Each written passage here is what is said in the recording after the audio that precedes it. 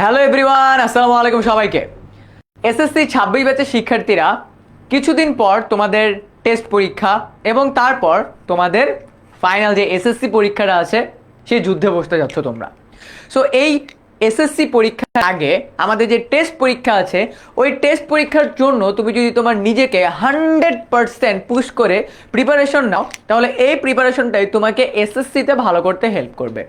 And যাতে করে তোমাদের এসএসসি এবং টেস্ট পরীক্ষা দুইটাতেই হেল্প হয় তাই জন্য কিন্তু আমরা তোমাদের জন্য নিয়ে এসেছি এই ফ্রি ওয়ান শট ক্লাসগুলো।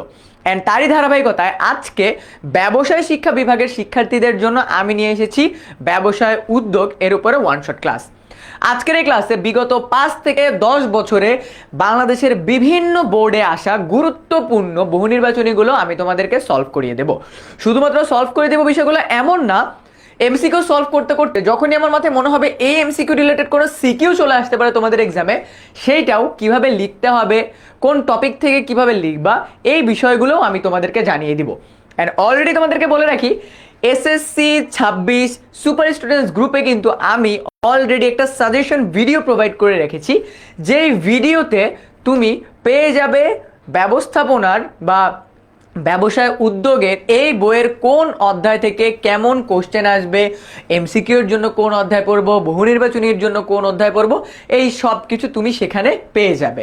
সো আজকে আমাকে একটু কমেন্ট সেকশনে জানিয়ে দাও কে কে কোন কোন জায়গা থেকে আমার সাথে জয়েন করেছো এবং তোমাদের টেস্ট পরীক্ষার প্রিপারেশন কেমন যাচ্ছে। তোমার স্কুলের নামগুলো আমাকে একটু জানিয়ে দিতে পারো এবং তোমার প্রিপারেশনটা কেমন যাচ্ছে সেটা ভাইয়াকে জানিয়ে দাও। অ্যান্ড এই ক্লাসটা তুমি তোমার টাইম লাইনে শেয়ার করে রাখো, কারণ তুমি এই ক্লাসটা তোমার টাইম লাইনে শেয়ার করে রাখলে টেস্ট পরীক্ষার টাইমে বাই এনি চান্স যদি তোমাকে একটু রিভিশন দিতে হয় তুমি তখনই এই ক্লাসটা চট করে বের করে রিভিশন দিয়ে দিতে পারবা।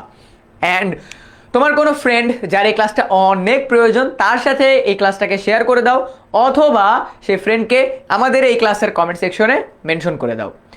আমি ইয়ামিনকে দেখতে পাচ্ছি, আমি ঢাকা থেকে ভাইয়া।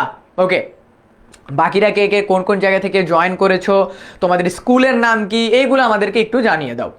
ওকে, আচ্ছা, ক্লাসটি স্টার্টিংয়েই বলে রাখি আমি তোমাদের কাইফ ভাইয়া। আজ তোমাদের এসএসসি পরীক্ষার প্রিপারেশনের টাইমে আমি তোমাদেরকে হেল্প করার জন্য আছি। ওকে, তোমাদের ব্যবস্থাপনা সাবজেক্ট রিলেটেড সকল ধরনের প্রবলেম সলভ করার জন্য আমি আছি তোমাদের সাথে। ওকে, আমাদের সাথে ইউটিউবে আয়েশা আরিবা যুক্ত হয়ে গেছে, আমার খুব সুপার স্টুডেন্টস। ওকে, তারপরে দেখি স্যার বিজ্ঞান বিভাগের ক্লাস কখন হবে তোমাদেরকে গ্রুপের ভিতরে বলে দেওয়া আছে, এসএসসি 26 সুপার স্টুডেন্টস গ্রুপে বলে দেওয়া আছে, সেখান থেকে দেখে নিতে পারো ভাইয়া। চট্টগ্রাম থেকে আমার সাথে সাজিদ যুক্ত হয়েছে, গাজী আছে আমার সাথে, যশোর থেকে ফাহাদ আছে।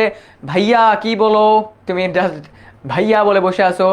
হিমেল শিকদার আছে আমার সাথে মানিকগঞ্জ থেকে। ওকে, চটজলদি ক্লাসটা শেয়ার করে দাও সবাই, কারণ তোমার ফ্রেন্ডের ক্লাসটা প্রয়োজন হতে পারে। হাজি মোহাম্মদ আব্দুল গফুর গভর্নমেন্ট স্কুল থেকে আমার সাথে ফাহাদ আছে। ওকে, তারপর হলো মাদ্রাসা এম হাই স্কুল থেকে আছে আমার সাথে নাইম আছে। আর কে কে কোন কোন জায়গা থেকে জয়েন করতেছো ভাইয়াকে একটু চটজলদি জানায় দাও। ওকে, ডান ডান ডান। নারায়ণগঞ্জ ইম্পেরিয়াল স্কুল থেকে আছি ভাইয়া, ঠিক আছে, বুঝতে পেরেছি।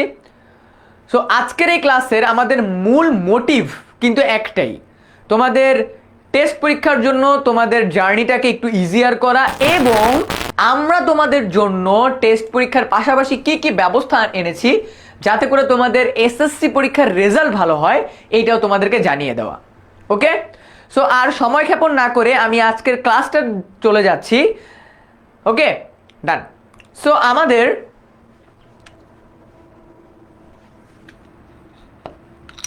ওকে, আচ্ছা, আজকের এই ক্লাসে আমাদের কি কি থাকতেছে চলো আমরা একটু প্রথমে দেখে নিই। মেইনলি আজকের এই ক্লাসটা যারা করবা তারা তো প্রায় 50 থেকে 60টা মতো এমসিকিউ পেয়ে যাবে বিগত বছরগুলোতে আসার মতো।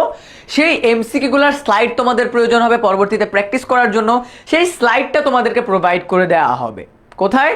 এই যে দেখো, আমাদের এই ক্লাসের পরপরই থাকতেছে তোমাদের জন্য 20 মার্কের একটা কুইজ, যে কুইজ দেওয়ার মাধ্যমে তুমি নিজেকে যাচাই করে ফেলতে পারবা যে টেস্ট পরীক্ষার জন্য তুমি কতটা প্রিপেয়ার্ড।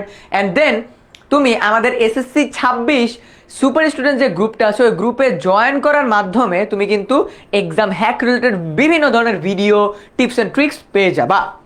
অলসো এই সব কিছু পেয়ে যাবা তুমি আমাদের 10ম শ্রেণীর টেস্ট পরীক্ষার প্রস্তুতি plus 10 minute school free course. And এই কোর্সটা কিন্তু একদম ফ্রি তোমাদের জন্য। অ্যান্ড এই কোর্সের মাধ্যমে তোমরা তোমাদের প্রিপারেশনকে একদম 10 on 10 কমপ্লিট করে ফেলতে পারবা। ঠিক আছে, 10 on 10 কমপ্লিট করে ফেলতে পারবা। ওকে, সো আমাদের কোর্সের প্রাইজিংটা একদমই ফ্রি। ফ্রি কোর্স, যদি ফ্রি রিসোর্সেস আমরা পেয়ে যাই, এটা আমাদের জন্য অনেক বেটার হয়। সো যারা যারা এখনো জয়েন করো নাই, প্লিজ ডু জয়েন, কারণ এইটা তোমার এসএসসি এক্সামে ভালো করার একটা গেম চেঞ্জার হয়ে যেতে পারে। ওকে, গট ইট, ফাইন। আরও একটা জিনিস তোমাদেরকে বলে রাখি, এখন পর্যন্ত প্রায় 24,000-এরও বেশি শিক্ষার্থী আমাদের সাথে জয়েন করে ফেলছে এই ফ্রি কোর্সটাতে। So if you are not joining, definitely you are missing the chance to get A+ at your SSC exam. Okay, ঠিক আছে, ডান। সো তোমাদের জন্য কিন্তু আমাদের এরই সাথে সাথে আছে শেষ মুহূর্তের প্রস্তুতি কোর্স এসএসসি 25 ব্যাচ, মানে তোমাদের বড় ভাইয়া পুরা যারা গত বছর আমাদের সাথে প্রস্তুতি নিয়েছে, তাদের মধ্য থেকে আমাদের সাথে প্রস্তুতি যারা নিয়েছে এদের মধ্যে থেকে 5,139 জন শিক্ষার্থী আমাদের সাথে পড়ে A+ পেয়েছে। অ্যান্ড তারা এই একটা কোর্সই করেছিল আমাদের সাথে, সেটাকে বলা হয় শেষ মুহূর্তের প্রস্তুতি কোর্স। বিজ্ঞান বিভাগ, ব্যবসায় শিক্ষা, মানবিক, তুমি যেই বিভাগেরই স্টুডেন্টই হও না কেন, আজকে স্পেশালি ব্যবসায় শিক্ষা বিভাগের স্টুডেন্টরা ক্লাস করতেছে, তুমি যেই বিভাগেরই স্টুডেন্টটা হও না কেন, তুমি কিন্তু আমাদের এই কোর্সে জয়েন করে তোমার A+ পাওয়ার জার্নিকে অনেক, ঠিক আছে, অনেক ইজি করে ফেলতে পারবা। ঠিক আছে, হ্যাঁ আয়শা রিবা, তোমাকে চিনতে পারছি ভাইয়া। ওকে, সো এখানে আমরা দেখতে পাচ্ছ বেসিক, তোমাদের বেসিক টু অ্যাডভান্স কমপ্লিট করানো হবে, 100 মার্কের মডেল টেস্ট নেওয়া হবে, একদম board standard and full time guideline তো তোমরা পাচ্ছই আমাদের পক্ষ থেকে। অ্যান্ড কি কি সাবজেক্ট এখানে দেখতে পাচ্ছ, বিজ্ঞান বিভাগের সকল সাবজেক্ট, ব্যবসায় শিক্ষা বিভাগের সকল সাবজেক্ট অ্যান্ড মানবিক বিভাগের সকল সাবজেক্ট।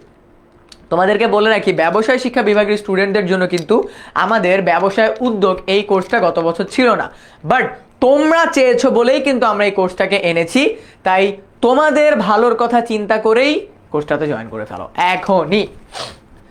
ইয়াপ, সো তুমি এই কোর্সটার ভিতরে পাচ্ছ টেস্ট পরীক্ষার প্রস্তুতির জন্য 50+ revision class, doubt solving class and আরো অনেক কিছু। সো কথা না বাড়িয়ে আজকের ক্লাসটা স্টার্ট করে দিই। ক্লাসের স্টার্টিংয়ে বলে রাখি, যখনই আমরা কোনো একটা এমসিকিউ সলভ করবো, ছোট্ট করে এখানে দেখবা ইয়েলো কালারে আমাদের লেখা থাকবে এটা কোন বোর্ডে আসছে। ঠিক আছে ভাইয়া, এটা কিসের ক্লাস? রোজা বলতেছে এটা এসএসসি 26 ব্যাচের ক্লাস, ব্যবসায় উদ্যোগ ক্লাস। ঠিক আছে ভাইয়া, রিপ্লে প্লিজ। গাজী, রাকিব গাজী, হ্যাঁ দেখতে পাচ্ছি, এটা ব্যবসায় উদ্যোগ এই সাবজেক্টের ক্লাস। সো এই ক্লাসটা specially SSC 26 batch, SSC 27 batch সবাই করতে পারবে এই ক্লাসটা। ঠিক আছে, এসএসসি 26, এসএসসি 27 সবাই এই ক্লাসটা করতে পারবে, ব্যবসায় শিক্ষা বিভাগের যারা আছে। বুঝতে পারছো সবাই? ডান। সো আজকের ক্লাসটা তাহলে আমি স্টার্ট করে দেই। ওকে, প্রথম কথা হলো, ভোক্তার মনোভাব কোন পরিবেশের অন্তর্ভুক্ত? কোশ্চেন হলো ভোক্তা কি? ভোক্তা বলতে বোঝায় যে ভোগ করে, যে কি করে, যে ভোগ করে। মনে করো আমি একটা বার্গার কিনলাম, আমি বার্গার কিনে করে একটা বাইট দিতেছি, এই বাইটটা কি আমি ভোগ করতেছি, তার মানে আমি ভোক্তা, তার মানে আমি কি ভোক্তা। এবং মনে রাখবা, ভোক্তা আমাদের সামাজিক পরিবেশের অন্তর্গত। কারণ কি, ভোক্তা আলটিমেটলি কারা হয়? মানুষ হয়। আর মানুষ কোন পরিবেশের ভিতরে পড়ে? প্রাকৃতিক, আইনগত, সামাজিক নাকি? অর্থাৎ ডেফিনেটলি মানুষ সামাজিক পরিবেশের ভিতরে পড়ে। যদি মানুষ সামাজিক পরিবেশের ভিতরে পড়ে, মানুষই তো ভোক্তা, তাহলে মানুষ কোন পরিবেশের বা ভোক্তা কোন পরিবেশের অন্তর্গত হবে? ভোক্তা হবে সামাজিক পরিবেশের অন্তর্গত। ভোক্তা কোন পরিবেশের অন্তর্গত হবে? সামাজিক পরিবেশের অন্তর্গত। সেকেন্ড কোশ্চেনে চলে যাচ্ছি। ব্যবসায় স্থাপনের জন্য বাংলাদেশে কোন পরিবেশের অধিকাংশ উপাদানই অনুকূল? অনুকূল মানে কি ভাইয়া? আমি তো আর্টস, আমি কি চলে যাব? চাইলে করতে পারো, না চাইলে নাও করতে পারো, কোনো সমস্যা নেই। অনেক টিপস অ্যান্ড ট্রিক্সও দেওয়া হবে এসএসসি পরীক্ষায় ভালো করার জন্য, এগুলো তোমার জন্য ইফেক্টিভ হতে পারে। ওকে, ঠিক আছে তাবাসসুম। ওকে, অনুকূল মানে কি? অনুকূল মানে হলো পক্ষে। অনুকূল মানে কি? অনুকূল মানে হলো পক্ষে। তার মানে আমাদের দেশে ব্যবসায় করতে গেলে কোন জিনিসটা আমাদের পক্ষে আছে? আমাদের পক্ষে আছে আমাদের প্রাকৃতিক পরিবেশ। কারণ আমরা জানি আমাদের দেশের প্রকৃতি আমাদেরকে ব্যবসায় বাণিজ্য করতে অনেক হেল্প করে। কিভাবে মনে করো তোমার গাছ প্রয়োজন, তুমি যে কোনো ধরনের গাছ পেয়ে যাবা। তোমার মনে করো আবহাওয়া প্রয়োজন, তুমি নাতিশীতোষ্ণ আবহাওয়া পেয়ে যাবা। এটা সকল ধরনের প্রোডাক্ট তৈরিতে অনেক হেল্প করবে তোমাকে, ঠিক আছে? আচ্ছা, এরপর আমাদের কি আছে দেখো, এটা ঢাকা বোর্ড 2022 সালে আসছে। পর্তুগিজরা কত শতকে বা কত শতাব্দীতে আমাদের দেশে বাণিজ্য শুরু করে? এটা 3 স্টার একটা কোশ্চেন, এটা 3 স্টার একটা কোশ্চেন। আমরা ব্যবসায় উদ্যোগ পড়তেছি, সো ব্যবসায় উদ্যোগ পড়তে গেলে অনেক সময় আমাদের এই জিনিসটা জানতে হয় যে আসলে এই ব্যবসায়টা কত সালে আমাদের সামনে আসছে। মনে রাখবা, ব্যবসায়টা আমাদের সামনে আসছে 1600 সালে, মানে কি 1600 শতকের দিকে। কত শতকের দিকে? 1600 শতকের দিকে। বুঝতে পারছো? ওকে, ঠিক আছে। এরপরে কোন বন্দরকে পোর্টো গ্রান্ডো নামে অভিহিত করা? তুমি দেখতেছো এটা কতবার আসছে এই কোশ্চেনটা। এটা যশোর বোর্ডে আসছে, কুমিল্লা বোর্ডে আসছে, দিনাজপুর বোর্ডে আসছে, ময়মনসিংহ বোর্ডে আসছে, সকল বোর্ড 2019 সালে আসছে। অ্যান্ড এটা একটা 3 স্টার কোশ্চেন। একটা কোশ্চেন 8 থেকে 9 বার বিভিন্ন বোর্ডে আসছে, 8 থেকে 9 বার বিভিন্ন বোর্ডে আসছে। ভাইয়া এই ফ্রি কোর্সটা কোথায় পাবো? তুমি 10 মিনিট স্কুলের অ্যাপের ভিতরে গেলে বা ওয়েবসাইটে গেলে এই কোর্সটা তুমি পেয়ে যাবা, অথবা 16910 কল দিলেও তুমি এই কোর্সটা পেয়ে যাবা। বুঝতে পারছো? ওকে, এটার অ্যান্সার হবে চট্টগ্রাম। এটার অ্যান্সার কি হবে? চট্টগ্রাম। আমি আবারও বলতেছি, এই কোশ্চেনটা অনেকবার আসছে, এটা মাথায় মুখস্থ করে ফেলো। পোর্টো গ্রান্ডো নামে অভিহিত করা হয় কোন বন্দরকে? এটা চট্টগ্রাম বন্দরকে অভিহিত করা হয়, ঠিক আছে? ডান। পরবর্তীটা কোশ্চেনে চলে যাচ্ছি। দিন দিন বনভূমি কমে গেলেও আমাদের দেশে রয়েছে কি? আমাদের দেশে রয়েছে সমৃদ্ধ বনজ সম্পদ। আমাদের দেশে কি রয়েছে? সমৃদ্ধ বনজ সম্পদ। তার মানে আমাদের দেশে যদি বনাঞ্চল কমেও যায়, আমাদের দেশে তোমার সুন্দরবন, বান্দরবন, তারপর হলো চট্টগ্রাম, সো এই রাঙ্গামাটি, খাগড়াছড়ি, এই জিনিসগুলোতে, এই জায়গাগুলোতে মানে সঠিক পরিমাণে বা প্রপারলি আমাদের যদি ইউটিলাইজ করা যায়, তাহলে এই জায়গাগুলো থেকে আমাদের বনজ সম্পদটাকে আমরা কি করতে পারবো? আমরা বনজ সম্পদটাকে ক্যারি করতে পারবো। মোন্তাকিম আলিফ, তুমি বারবার বলতেছো ভাইয়া ভাইয়া ভাইয়া, ভাইয়ার পরের ওয়ার্ডটা কি হবে বলো তো? তোমার ভাইয়া ভাইয়া ভাইয়া বলতেছো, এরপরে কি বলবা বলো? সেটা কোনো কোশ্চেন থাকলে সেটা করো, জাস্ট ভাইয়া ভাইয়া বললেই তো হবে না। ওকে, বলো, কোনো কোশ্চেন থাকলে বলো।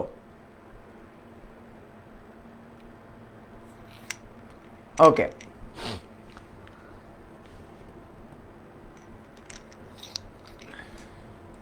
ঠিক আছে, পরের কোশ্চেনে চলে যাচ্ছি। অর্থনৈতিক পরিবেশের উপাদান কোনটি? দেখো, তোমাদেরকে আমি বলে রাখি, তোমাদের এই পরিবেশ অধ্যায়টা থেকে সৃজনশীল আসবে, খেয়াল করো। ব্যবসায় পরিবেশ, ব্যবসায় পরিবেশ, তোমাদের এই অধ্যায়টা থেকে এমসিকিউ প্লাস সিকিউ আসবে। কিভাবে আমি তোমাদেরকে বলে দিই। আমাদের টোটাল পরিবেশ কয়টা আছে? প্রাকৃতিক পরিবেশ, প্রাকৃতিক, তারপরে আছে আইনগত, ওকে, তারপরে আছে সামাজিক, রাজনৈতিক,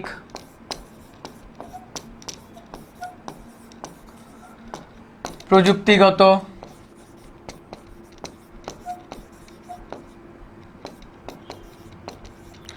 প্রাকৃতিক, আইনগত, সামাজিক, প্রযুক্তিগত, এই তো। এরপরে আর কিছু আছে? প্রাকৃতিক ও অর্থনৈতিক পরিবেশ, অর্থনৈতিক।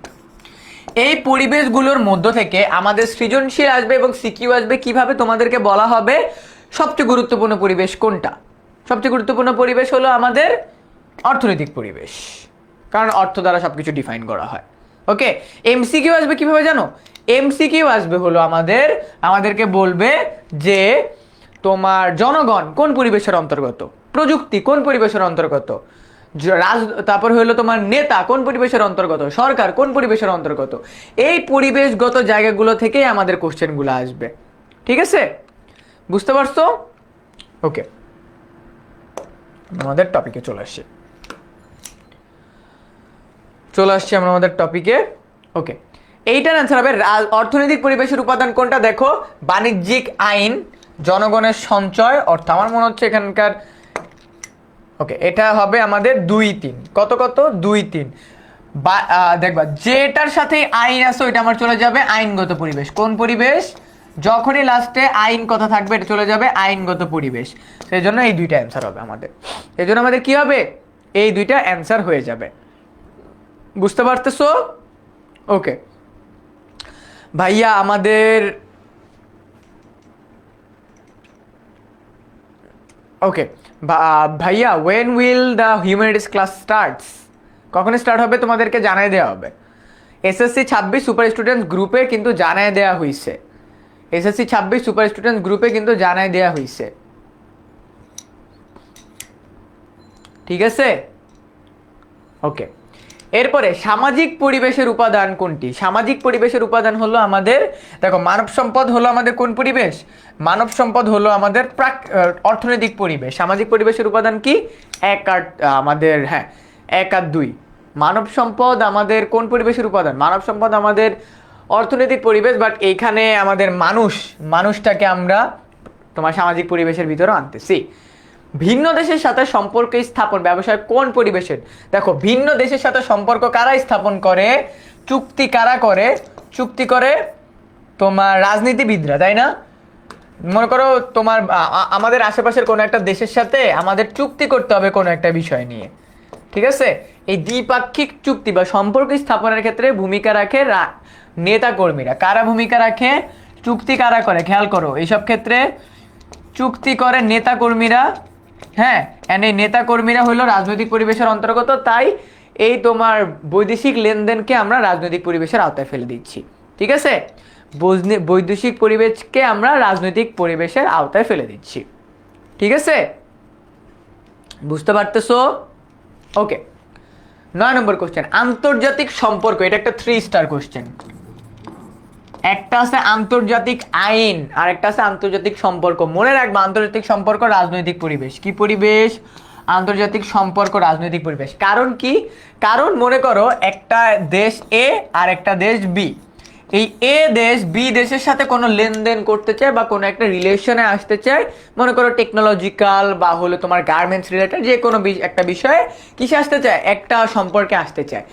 এখন এই যে এ কান্ট্রি বি কান্ট্রির সাথে কোনো একটা ডিল করবে, এই ডিলটা আলটিমেটলি করে হলো নেতাকর্মীরা। কারা? নেতাকর্মীরা করে। আর নেতাকর্মীরা সিমিলারলি রাজনৈতিক পরিবেশের অন্তর্গত, তাই আন্তর্জাতিক সম্পর্কটাও রাজনৈতিক পরিবেশের অন্তর্গত। অন দ্য আদার হ্যান্ড আন্তর্জাতিক আইন, খেয়াল করো প্যাচটা কোথায় লাগবে? আন্তর্জাতিক আইন, এইটা হবে আবার আইনগত পরিবেশ। এটা কি পরিবেশ? এইটা হবে আইনগত পরিবেশ। এটা কোন পরিবেশ? আইনগত। কারণ কি? কারণ এই আন্তর্জাতিক আইন যারা ঠিকঠাক করে তাদের ভিতরে সবাই কিন্তু নেতাকর্মী না। তাদের ভিতর সবাই কি না? তাদের ভিতর সবাই কিন্তু নেতাকর্মী না। যেহেতু তাদের ভিতর সবাই নেতাকর্মী না, সেহেতু আমরা এটাকে আইনগত পরিবেশের ভিতরে ফেলবো। একটা প্রতিষ্ঠানের সব মানুষই কিন্তু পলিটিক্সের সাথে বা রাজনীতির সাথে জড়িত থাকে না। যেহেতু সবাই রাজনীতির সাথে জড়িত থাকে না এবং এখানে কিছু লিগ্যাল পার্সনরাও থাকে যাদের সিগনেচার ওখানে প্রয়োজন হয়, এজন্য আমরা আন্তর্জাতিক সম্পর্ককে আইনগত পরিবেশের ভিতরে ফেলতেছি। বুঝতে পারতেছো? ঠিক আছে? অ্যাকাউন্টিং জাবেদার একটা লাইভ ক্লাস দিলে ভালো হয়, খুব শিগগিরই হয়ে যাবে। মাত্র আমরা স্টার্ট করলাম, ঠিক আছে? ওই যে শাহরুখ খান বলে না যে আভি তো मैंने স্টার্ট কিয়া है, পিকচার আভি বাকি है मेरे दोस्त। সো সেম কথাটা, ওকে? মাত্র তো স্টার্ট করছে, ওকে? হ্যাচারিতে মাছের পোনা ফুটানোর জন্য কোন শিল্প অন্তর্গত? এটা প্রজনন শিল্প। দেখো হ্যাচারিতে মাছের পোনা, খেয়াল করো হ্যাচারিতে মাছের পোনা, এটা আমাদের প্রজনন শিল্প। কিন্তু যদি আমাদেরকে বলতো যে পুকুর থেকে মাছ সংগ্রহ, খেয়াল করো মাছ সংগ্রহ, তাহলে এটা চলে যেত উত্তোলন বা নিষ্কাশন শিল্প। কোন শিল্প? উত্তোলন বা নিষ্কাশন শিল্প। কারণ তুমি কি করছো? তুমি পুকুর থেকে সংগ্রহ করছো। তুমি কি করছো? তুমি পুকুর থেকে সংগ্রহ করে নিয়ে আসছো। অন দ্য আদার হ্যান্ড এই একই সাথে সাথে আমি যদি বলি তোমার সমুদ্র থেকে বালু সংগ্রহ, সমুদ্র থেকে বালু সংগ্রহ, এই যে সমুদ্র থেকে বালু সংগ্রহ, এইটাও চলে যাবে আমার উত্তোলন বা নিষ্কাশন শিল্প। মেইন কথা হলো যখনই আমরা কোনো কিছু চাষ করতেছি সেইটা হলো চলে যাবে প্রজনন শিল্প, আর যখনই আমরা প্রকৃতি থেকে কিছু একটাকে বের করে নিয়ে আসতেছি সেটাকে আমরা বলবো প্রজনন বা নিষ্কাশন শিল্প। কি বলবো? প্রজনন বা নিষ্কাশন শিল্প। ভেরি ইজি, ঠিক আছে? ওকে, আচ্ছা।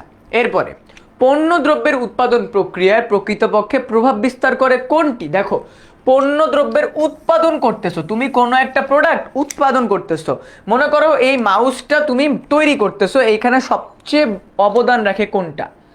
ঠিক আছে, এটা সবচেয়ে অবদান রাখে কে? এখানে সবচেয়ে অবদান রাখে প্রযুক্তিগত পরিবেশ। দেখো, পণ্য দ্রব্যের উৎপাদন প্রক্রিয়া প্রত্যক্ষভাবে প্রভাব বিস্তার করে কিভাবে? মেশিন। ঠিক আছে, এই যে মেশিনগুলোর মাধ্যমে আমাদের হেল্প হয়। ঠিক আছে, মেশিনগুলো আমাদের কোন পরিবেশ? দেখো, তুমি একটা কোনো প্রোডাক্ট বানাইতে গেছো, তোমাকে মেশিন ইউজ করাই লাগবে। মেশিন ইউজ করা ছাড়া তুমি প্রোডাক্ট তৈরি করতে পারবা না। এই যে তুমি মেশিন ইউজ করা ছাড়া প্রোডাক্ট তৈরি করতে পারবা না, এইটাই প্রযুক্তিগত পরিবেশের ভিতরে চলে যাবে। তুমি এআই বলো, রিসার্চ বলো, যা কিছুই বলো না কেন, সেটার সাথে প্রযুক্তি জড়িত। সেটার সাথে কি জড়িত? প্রযুক্তি জড়িত। তাই কি? তাই আমাদের এটা প্রযুক্তিগত পরিবেশের ভিতরে পড়ে যাবে। আমি আবারও বলতেছি, এই ক্লাসটা শেয়ার করে রাখো, কারণ এই এক ক্লাসের ভিতরেই তোমাদের বোর্ডের প্রায় 50 থেকে 50টা মতো এমসিকিউ সলভ করাই দিচ্ছি, পুরা বই থেকে বোর্ডের। বুঝতে পারতেছো? সো একটা ক্লাসের ভিতরে যদি তোমাদের এত কিছু সলভ করাই দেই, অ্যান্ড রিটেনে কি কি আসবে এইটাও বলে দিচ্ছি, ঠিক আছে, তাহলে আই গেস কোনো কোশ্চেন আসার কথা না। ওকে, সবাই শেয়ার করে রাখো, অ্যান্ড তোমার প্রয়োজন না হলেও তোমার যে ফ্রেন্ডটার প্রয়োজন ওকে সেন্ড করে রাখো, অ্যাটলিস্ট ওর হেল্প হোক।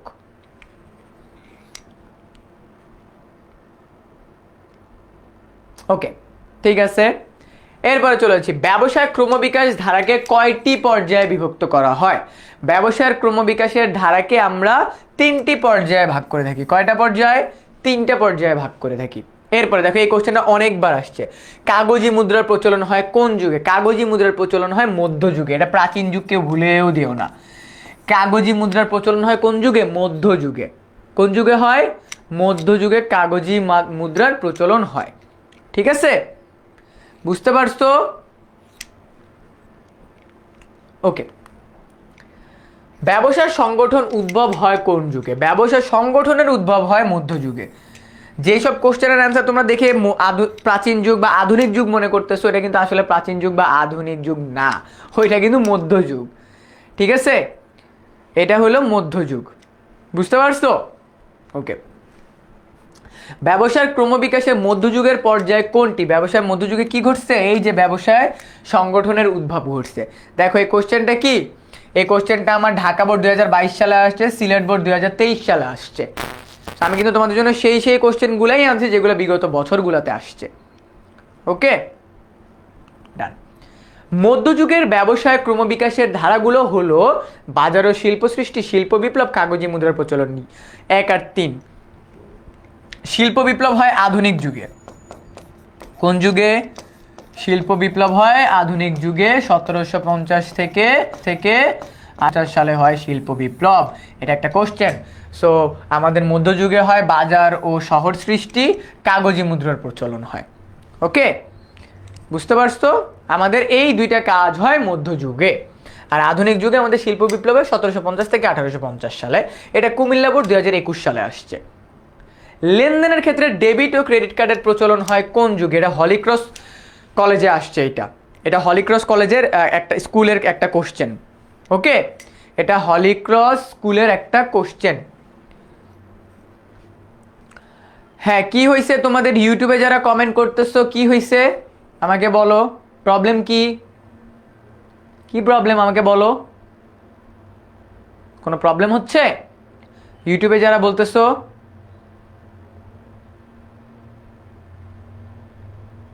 বলো, কোনো প্রবলেম?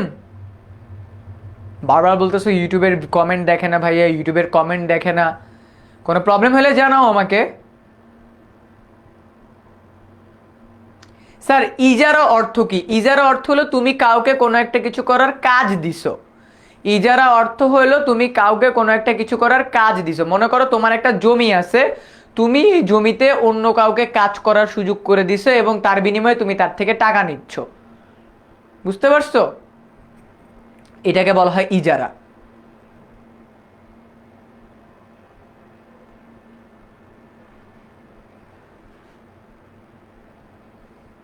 আমার ফোকাস ক্লাসে ভালোভাবে পড়ানো, কমেন্ট পড়া না। আমার যদি কোনো ইম্পর্টেন্ট কমেন্ট চোখে পড়ে তাহলে আমি ইম্পর্টেন্ট কমেন্টটা পড়বো। সবগুলো কমেন্ট পড়ার জন্য আমি ক্লাসে আসি নাই। আই গেস তোমাদের এখন ইম্পর্টেন্ট হলো টেস্ট পরীক্ষায় ভালো করা। তোমাদের টেস্ট পরীক্ষায় এটা আসবে না কাইব ভাইয়া ক্লাসে কয়টা কমেন্ট পড়ছে। তোমাদের টেস্ট পরীক্ষায় আসবে নিচের কোনটি ব্যবসার সবচেয়ে প্রাচীনতম অংশ বা কোনটি সবচেয়ে পুরনো ব্যবসা ধরন, তাই না? তো তোমাদের পরীক্ষায় কিন্তু এটা আসবে না যে ব্যবস্থাপনা ক্লাসে বা ব্যবসা উদ্যোগ ক্লাসে কাইব ভাইয়া কয়টা কমেন্ট পড়ছে, তাই না? আই গেস বুঝতে পারছো। স্যার সিকিউ এর ক্লাস কি হবে না? তোমাদের জন্য সিকিউ এর ক্লাসের ব্যবস্থা আমরা রেখেছি, কিন্তু আমাদের শেষ মুহূর্তের প্রস্তুতি কোর্সের ভিতরে। এখন আমরা ফ্রিতে একদম ফ্রিতে তোমাদেরকে এমসিকিউ পড়াই দিব, বাট ডেপথে ক্লাস করতে হলে শেষ মুহূর্তের প্রস্তুতি কোর্সে ক্লাসে আসতে হবে। ঠিক আছে? ওকে,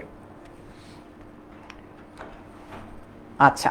লেনদেনের ক্ষেত্রে ডেবিট ক্রেডিট কার্ডের প্রচলন হয় ডেফিনেটলি আধুনিক যুগে, কারণ মধ্যযুগে এই কার্ডই ছিল না। সো আমাদের প্রচলন হয় কোন যুগে? আমাদের প্রচলন এটার হয় আধুনিক যুগে, debit card credit card. By the way, তোমরা কি ডেবিট কার্ড ক্রেডিট কার্ডের পার্থক্য বুঝো? ডেবিট কার্ডে তোমার ডেবিট কার্ড হলো তোমার পকেটে যত টাকা আছে বা তুমি ব্যাংকে তোমার অ্যাকাউন্টে যত টাকা রাখছো সেটা তুমি ইউজ করতে পারবা, তোমার টাকা তুমি খরচ করতেছো। On the other hand credit card হলো তুমি ব্যাংকের কাছে লোন নিতেছো। মনে করো তোমার ডেবিট কার্ডে 1,00,000 টাকা আছে, এই 1,00,000 টাকার উপরে ব্যাংক তোমাকে বললো কি আপনি আমাদের কাছ থেকে 50,000 টাকা পর্যন্ত লোন নিতে পারবেন এবং এটা সঠিক সময় আমাদেরকে সুদ সহ পরিশোধ করে দিতে হবে। ঠিক আছে? এটাকে আমরা বলতেছি debit card credit card. Debit card হলো তোমার নিজের টাকা থেকে তুমি খরচ করবা। ক্রেডিট কার্ড মানে হলো, ঠিক আছে স্যার আপনারা বেসিক কমপ্লিট করবেন না, একদম স্টার্টিং থেকে শুরু করে এন্ডিং পর্যন্ত তোমার বেসিক আমরা বিল্ড করব। বেসিক বিল্ড করে দেন তোমাকে প্র্যাকটিস করায় তোমাকে অ্যাডভান্স লেভেলে কোশ্চেন সলভ করাবো। এটাই আমাদের শেষ মুহূর্তের প্রস্তুতি কোর্সে আমরা করে থাকি। ঠিক আছে? ওকে। বিনিময়ের মাধ্যম হিসেবে স্বর্ণ রৌপ্য ব্যবহৃত হয় কোন যুগে? আগেকার টাইমে কি হইতো, কারো একজনের স্বর্ণ আছে আরেকজনের রূপা আছে, এক্সচেঞ্জ করতো। আই গেস এটা এখন করা হইতো। এখন স্বর্ণের যে দাম, মনে করে এখন এক্সচেঞ্জ করলেই মজাদার একটা বিষয় হইতো, বাট এখন নাই।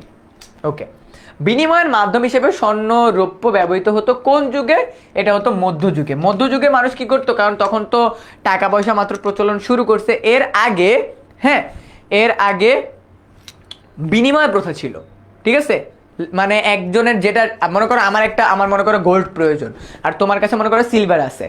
সো আমি তোমাকে তুমি আমাকে গোল্ড দিতে, আমি তোমাকে সিলভার দিতাম, এইভাবে আদান প্রদানটা হইতো। ঠিক আছে? স্যার আর্টসের ক্লাস কখন হবে? বলে দেওয়া হবে আর্টসের ক্লাস কখন হবে। ওকে, এরপরে কি দিন দিন মানুষের কি বাড়ে? দিন দিন মানুষের চাহিদা বাড়ে। ইয়েস, দিন দিন মানুষের কি বাড়ে? দিন দিন মানুষের চাহিদা বাড়ে। মনে করো তোমার এখন একটা বাটন ফোন আছে, নোকিয়া। ঠিক আছে? নোকিয়া, তুমি একটু বড় হইছো, তোমার এখন একটা অ্যান্ড্রয়েড ফোন লাগবে। ঠিক আছে? একটা অ্যান্ড্রয়েড ফোন নিলা তুমি।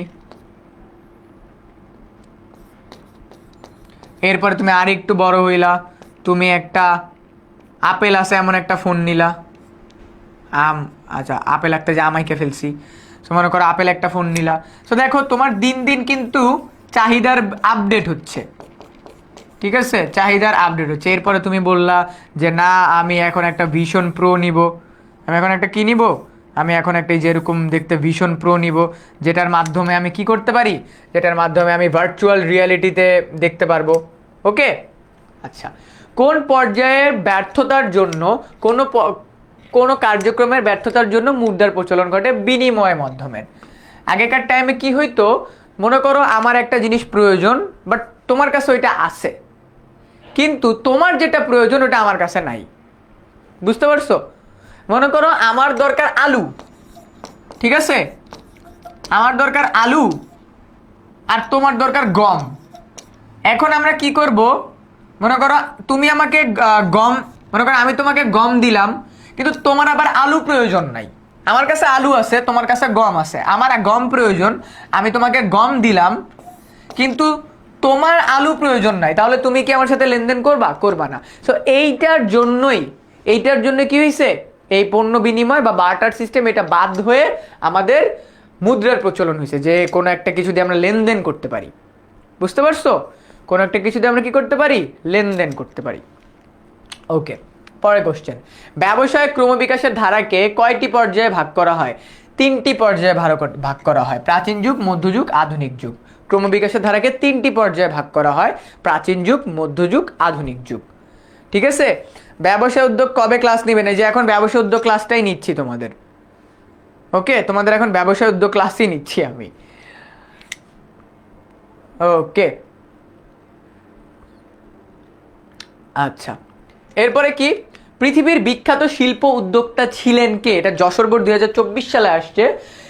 ছিলেন হলো কনকো ম্যাটসুটসিটা। বাবা রে, কি নাম! পৃথিবীর বিখ্যাত শিল্পোদ্যোক্তা ছিল, পৃথিবীর বিখ্যাত শিল্পোদ্যোক্তা।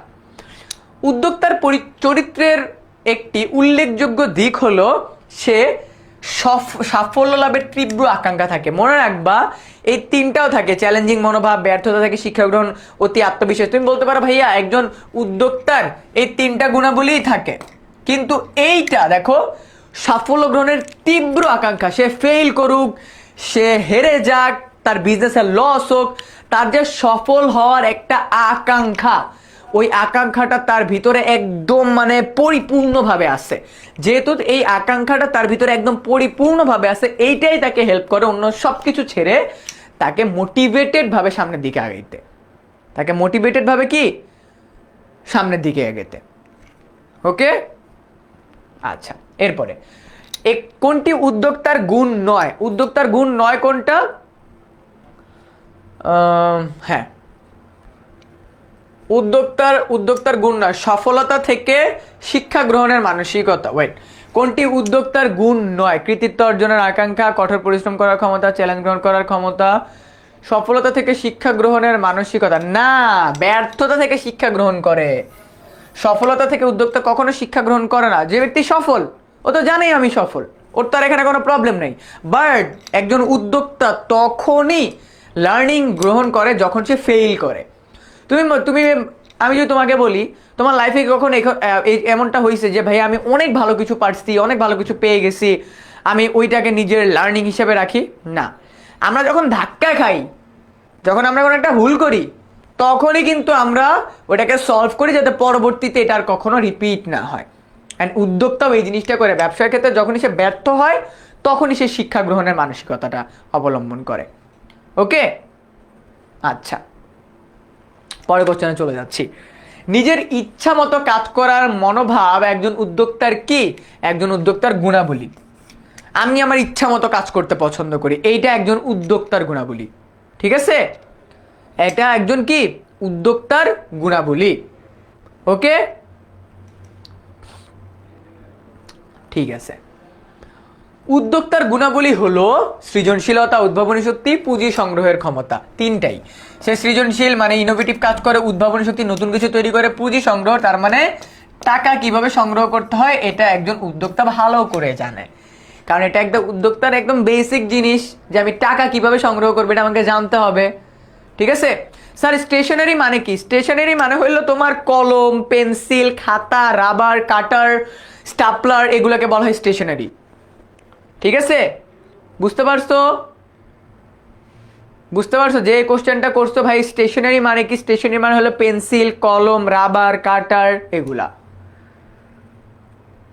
ওকে, ডান।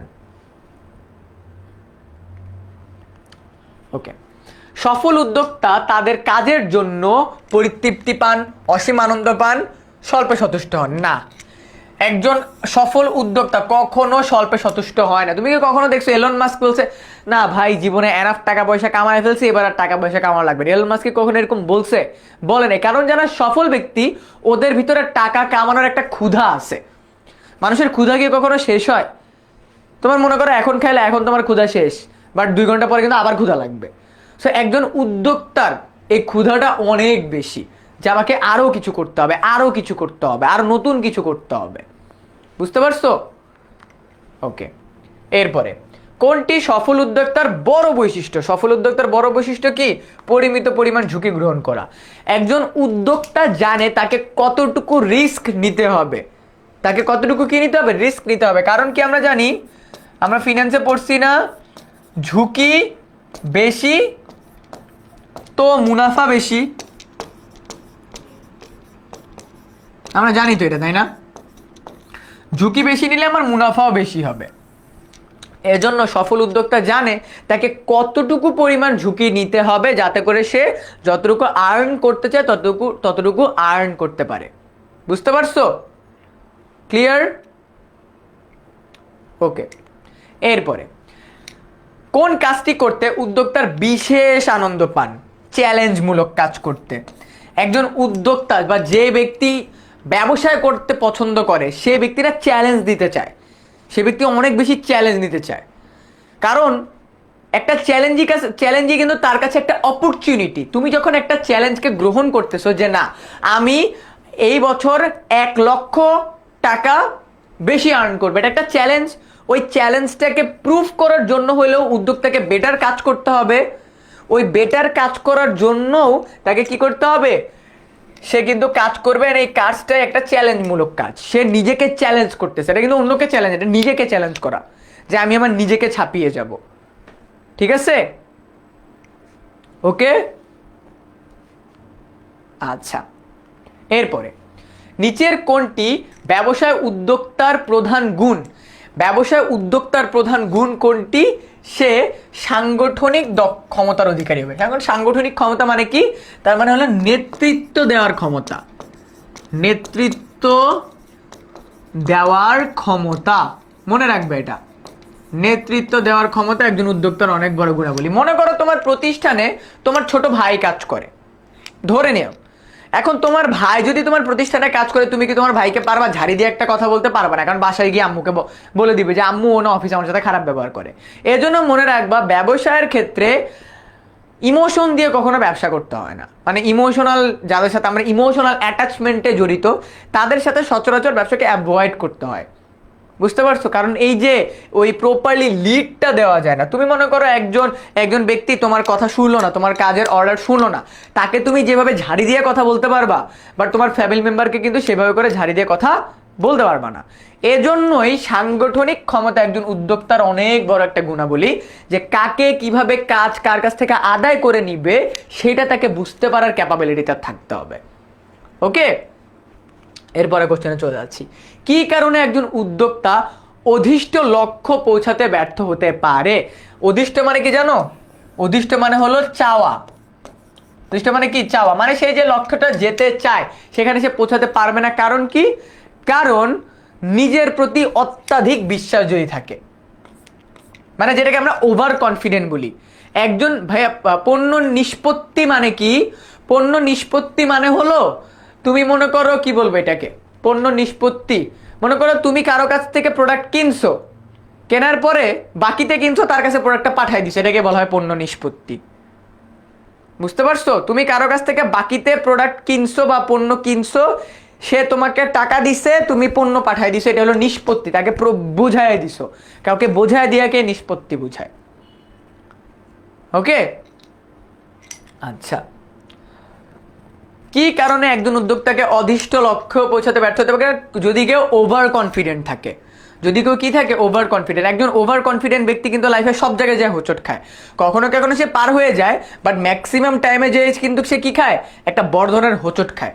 সো একজন উদ্যোক্তা যদি সে নিজেকেই সর্বসাকুল্য মনে করে, তাহলে কিন্তু সে কখনো ব্যবসা পরিচালনা করতে পারবে না। ওকে, আচ্ছা। এরপরে ব্যাংকিং অংশীদারি ব্যবসায়, তোমাদেরকে বলে রাখি যারা বিজনেস স্টাডিজের স্টুডেন্ট আসো তাদের সৃজনশীল আসবে কোন কোন জায়গা থেকে আমি তোমাদেরকে একটু বলে রাখি। ওকে, তোমাদের সৃজনশীল আসবে কোন কোন জায়গা থেকে দেখো। আমি আবার বলতেছি, যারা ব্যবসায় শিক্ষা বিভাগের স্টুডেন্ট আসো এসএসসি 26 ব্যাচের, তাদের এসএসসি পরীক্ষায় বা টেস্ট পরীক্ষায় কোন কোন জায়গা থেকে প্রশ্ন আসতে পারে? প্রথমত অংশীদারি ব্যবসা, প্রথমত কি অংশীদারি ব্যবসা, এরপরে যৌথ মূলধনী কোম্পানি,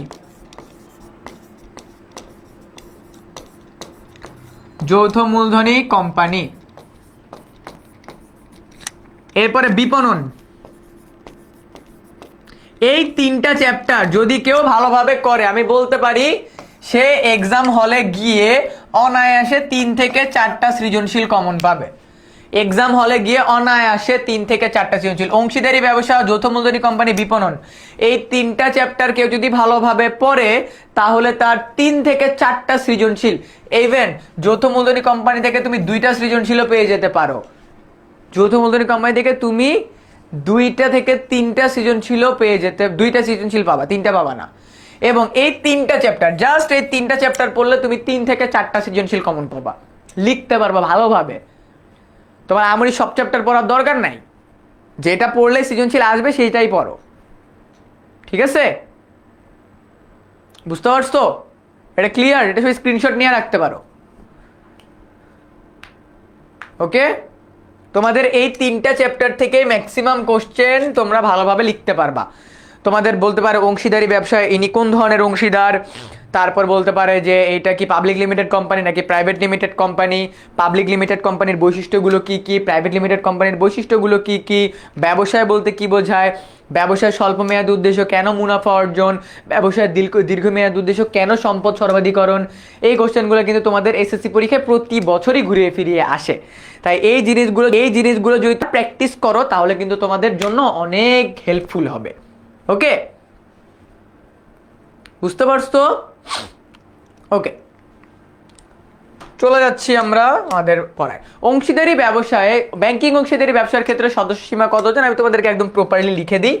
সাধারণ অংশীদারি ব্যবসায়ের ক্ষেত্রে, সাধারণ অংশীদারি ব্যবসায়ের ক্ষেত্রে 2 থেকে 50 জন, হ্যাঁ 2 জন 50 জন। আর তোমার ব্যাংকিং অংশীদারি ব্যবসার ক্ষেত্রে সর্বোচ্চ 10 জন, ঠিক আছে? 2 থেকে 10 জন, ওকে? 2 থেকে 50 জন, 2 থেকে 10 জন, ওকে? পরের কোশ্চেনে চলে যাচ্ছে দিনাজপুর বোর্ড 2024। 18 বছর বয়সের কম ব্যক্তি অংশীদারি ব্যবসার কোন ধরনের অংশীদার হতে পারবে? সে হলো আমাদের সীমিত অংশীদার। কারণ কি, এটা হলো নাবালক অংশীদার, এটাকে বলা হয় নাবালক। মনে রাখবা 18 বছরের কম কোনো ব্যক্তি যদি অংশীদার হয় তাকে আমরা বলবো নাবালক অংশীদার। তাকে আমরা কি বলবো? নাবালক অংশীদার। এবং নাবালক অংশীদারকে আমরা সীমিত বা সীমাবদ্ধ অংশীদার বলে থাকি। কি অংশীদার বলে থাকি? নাবালককে আমরা সীমিত বা সীমাবদ্ধ। কারণ তার কি? কারণ তার দায় সীমিত। তার দায় কি? তার দায় সীমিত, ওকে? বুঝতে পারছো?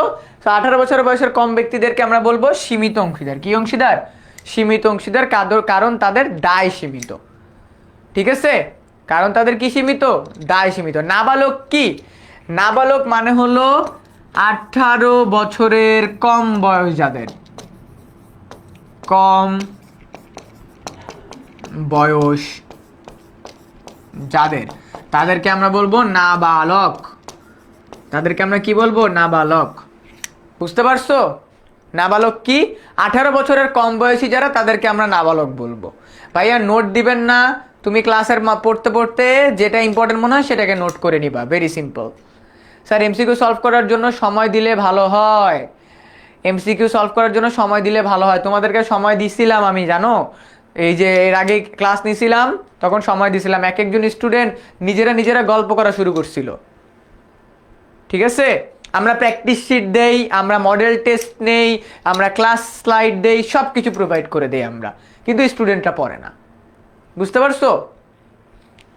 ওকে, এরপরের কোশ্চেন, অংশীদারি ব্যবসায়ের সর্বনিম্ন সদস্য সংখ্যা কতজন? বলো। একটু আগে পড়াইছি। একটি অংশীদারি ব্যবসায়ের সর্বনিম্ন সদস্য সংখ্যা কতজন? কে বলতে পারবা? ভাইয়া আপাত দৃষ্টিতে অংশীদার কি? আপাত দৃষ্টিতে অংশীদার মানে হইল তুমি আগে অংশীদারি ব্যবসায় ছিলা, তুমি টাকা অংশ তোমার তুমি মনে করো 3 জন বন্ধু, হ্যাঁ, মনে করো ফ্রেন্ড এ, ফ্রেন্ড বি, ফ্রেন্ড সি, 3 জন মিলে তোমার 90,000 টাকার একটা বিজনেস করতেছে।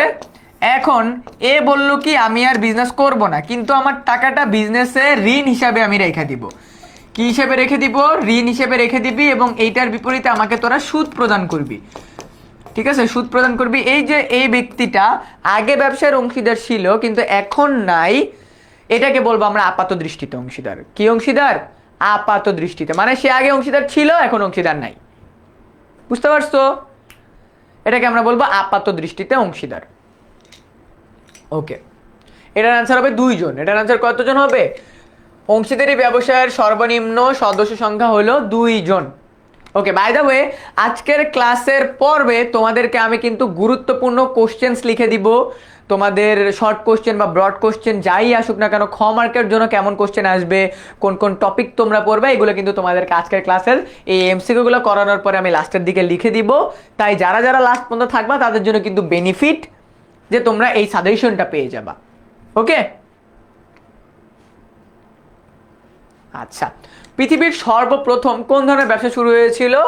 এক মালিকানা ব্যবসা। কোন ব্যবসা?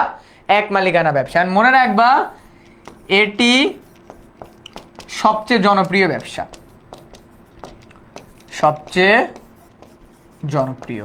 কারণ এক মালিকানা ব্যবসা করতে কি লাগে না, কোনো সরকারের অনুমতি লাগে না। সো দ্যাটস ওয়াই ইনু মিনু দিনু চুক্তিবদ্ধ হয়ে ব্যবসা করতে চায়। চুক্তিবদ্ধ 1932 সাল, এই কথাগুলো বললে ডিরেক্ট অংশীদারি ব্যবসা। চুক্তিবদ্ধ, তারপর হলো তোমার আর কি 1932 সাল, এইগুলো নিয়ে কথা বললেই অংশীদারি ব্যবসা, আর অন্য কোনো দিকে তাকাবো না। ঠিক আছে, অংশীদারি ব্যবসা। পরে কোশ্চেনে চলে যাচ্ছি। সমবায় সমিতি সর্বপ্রথম কোথায় প্রতিষ্ঠিত হয়? মনে রাখবা এটা ইংল্যান্ডের রচডেলে। কোথায়? রচডেল সমবায় সমিতি। রচডেল সমবায় সমিতি নামে প্রথম সমবায় সমিতি প্রতিষ্ঠা হয়। পৃথিবীর প্রথম সমবায় সমিতির নাম হলো ইংল্যান্ডের রচডেল সমবায় সমিতি। মনে রেখো সবাই, পৃথিবীর সর্বপ্রথম সমবায় সমিতি ইংল্যান্ডের রচডেল সমবায় সমিতি। ঠিক আছে, ওকে। সমবায়ের শাব্দিক অর্থ কি? সমবায়ের শাব্দিক অর্থ হলো সম্মিলিত উদ্যোগে কাজ করা। মনে রাখবা সমবায় সমিতির প্রধান উদ্দেশ্য হলো, সমবায়ের প্রধান উদ্দেশ্য হলো,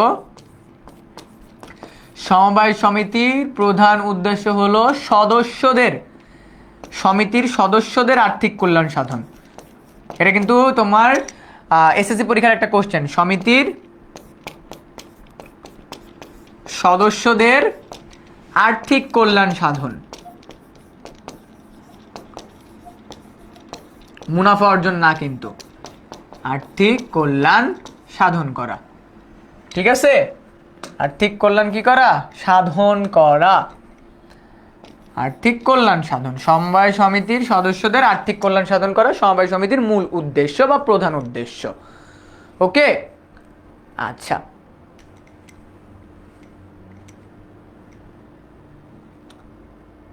ওকে। বিশ্বের সর্বপ্রথম সমবায় সমিতির রচডেল সমবায় সমিতি, একটু আগে বললাম কত সালে প্রতিষ্ঠিত হয়?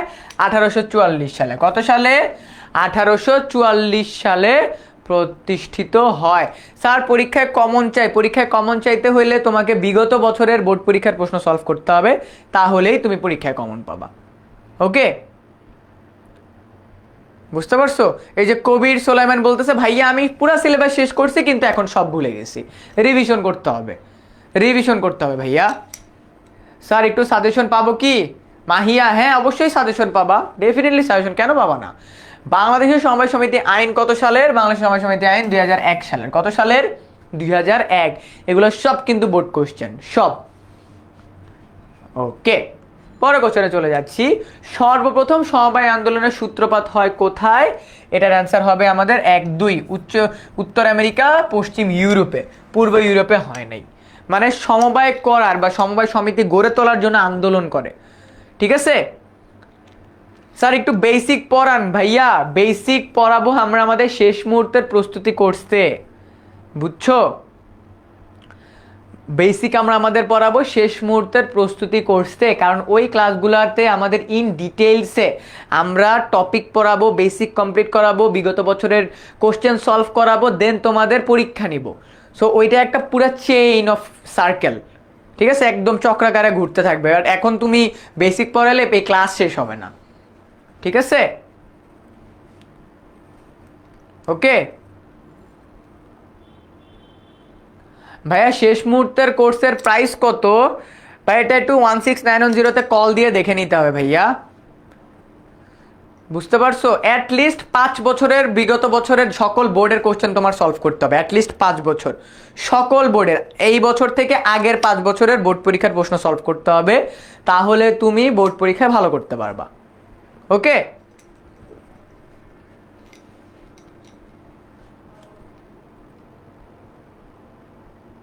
ওকে। মাইক্রো স্ক্রিনিং এর উপাদান কি? মাইক্রো স্ক্রিনিং এর উপাদান হলো চাহিদা বাজার। So micro screening, macro screening এগুলো নিয়ে কিন্তু তোমাদের এসএসসি পরীক্ষার প্রস্তুতি কোর্সে আমরা পড়াবো, ঠিক আছে?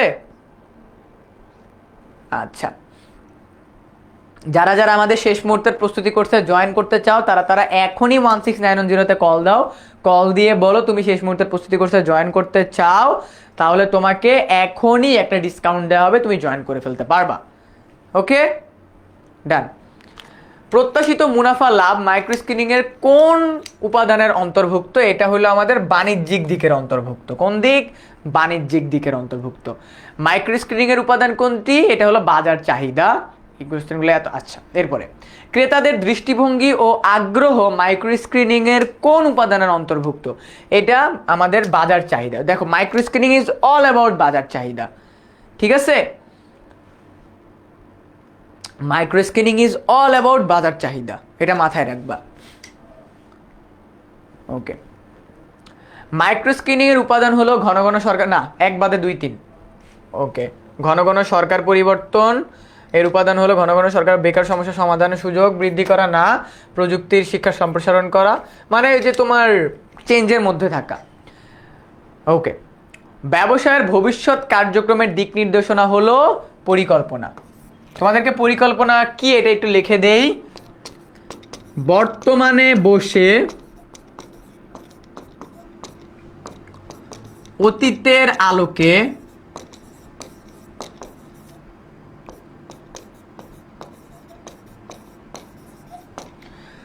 ভবিষ্যতের জন্য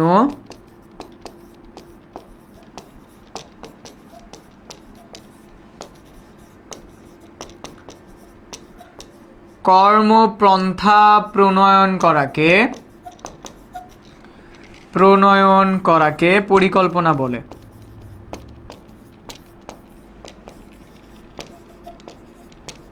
পরিকল্পনা বলে।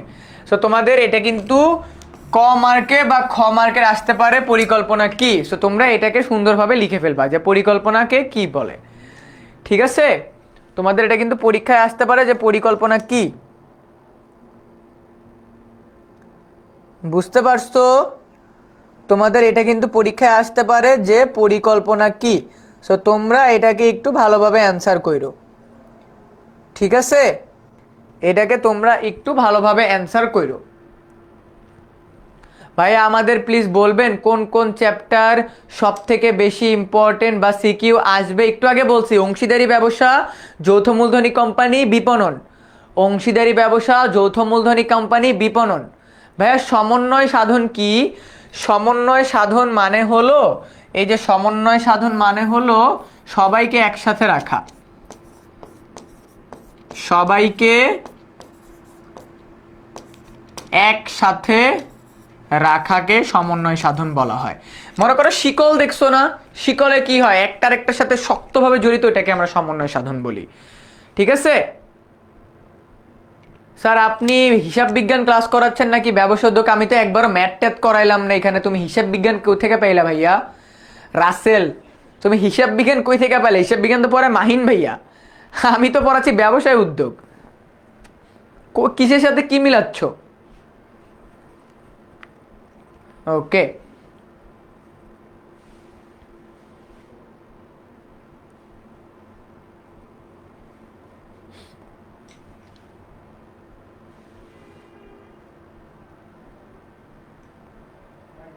ওকে, আমাদের এই যে ভবিষ্যৎ কার্যক্রমের প্রতিচ্ছবি হলো পরিকল্পনা, মানে হলো অ্যান্ড অলসো পরিকল্পনাকে কিন্তু বলা হয়, পরিকল্পনাকে আয়নার সাথে তুলনা করা হয়, মনে রাখবা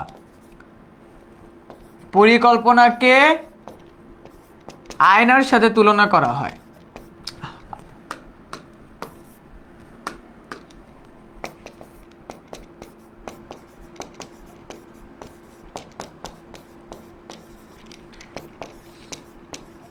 পরিকল্পনাকে আয়নার সাথে তুলনা করা হয় কারণ আমরা যখন আয়না দেখি তখন আমরা বুঝতে পারি আমরা কেমন। সিমিলারলি একটা কোম্পানির পরিকল্পনা দেখলে বোঝা যায় ওই কোম্পানিটা কতটুকু ভালো করবে ভবিষ্যতে। ঠিক আছে, আচ্ছা অনেকগুলো প্রশ্ন আসছে। ভাইয়া কর্মসংস্থান মানে কি? কর্মসংস্থান মানে হলো চাকরির ক্ষেত্র, কর্মসংস্থান মানে হলো চাকরির ক্ষেত্র। এরপরে ব্যবসায় উদ্যোগ মানে কি? ব্যবসায় করার জন্য যে সিদ্ধান্ত গ্রহণ করা হয় বা যে কর্মপন্থা প্রণয়ন করা হয় তাকে ব্যবসায় উদ্যোগ বলা হয়। ঠিক আছে, বুঝতে পারছো? স্যার কর্মসংস্থান কি? কর্মসংস্থান মানে হলো নিজের কাজের স্থান তৈরি করা বা যেখানে কাজ করা হয় সেটাকে কর্মসংস্থান বলা হয়। ঠিক আছে, ওকে ওকে।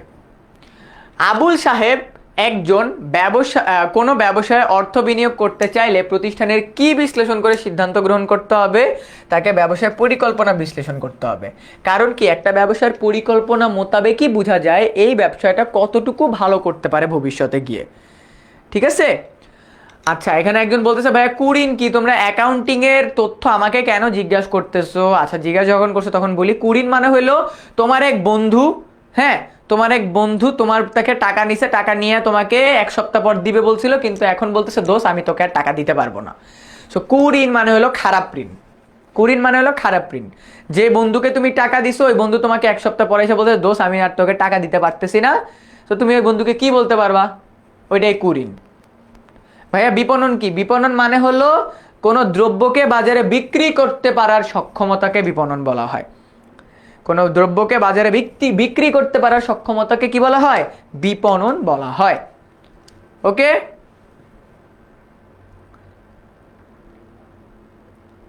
ওকে পরের কোশ্চেনে চলে যাচ্ছি। কোনটি পরিকল্পনা? দেখো পরিকল্পনা হলো একটা সুনির্দিষ্ট দিক নির্দেশনা। পরিকল্পনা কি? একটা সুনির্দিষ্ট দিক নির্দেশনা। মানে যেমন একটা জাহাজ কোন রাস্তা দিয়ে সমুদ্রে যাবে, ডেস্টিনেশনে পৌঁছাবে, এটা আগে থেকে ডিফাইন করা থাকে। সো এটা একটা দিক নির্দেশনা না? এটাই হলো আমাদের পরিকল্পনা। পরিকল্পনা ইটস আ দিক নির্দেশনা। এরপরে প্রত্যেক ব্যবসায়ের পরিকল্পনা সুনির্দিষ্ট কি থাকে? সেম কথা, দিক নির্দেশনা থাকে, মানে একটা রোড ম্যাপ থাকে। কি থাকে? একটা রোড ম্যাপ থাকে। বুঝতে পারছো? একটা নির্দিষ্ট কি থাকবে? রোড ম্যাপ থাকবে। ওকে, কোথায় স্লাইডে? কোথায়? ওকে, স্লাইডে হিসাব বিজ্ঞান লেখা। ওকে, অন্য লোকদের সামর্থ্যকে কাজে লাগিয়ে কোনো কাজ করে নেওয়ার ক্ষমতাকে কি বলা হয়? ব্যবস্থাপনা বলা হয়। কোনো লোকের কাজে লাগিয়ে, দেখো ব্যবস্থাপনা মানে হলো তুমি অন্যান্য মানুষের কাজকে, মানে অন্য আরেকজন থেকে কাজ আদায় করে নিবা। মনে করো আমি তোমাদের থেকে কাজ আদায় করে নিতেছি, আমাকে বলা হবে একজন ব্যবস্থাপক, আর তোমাদেরকে বলা হবে কর্মী। বুঝতে পারছো?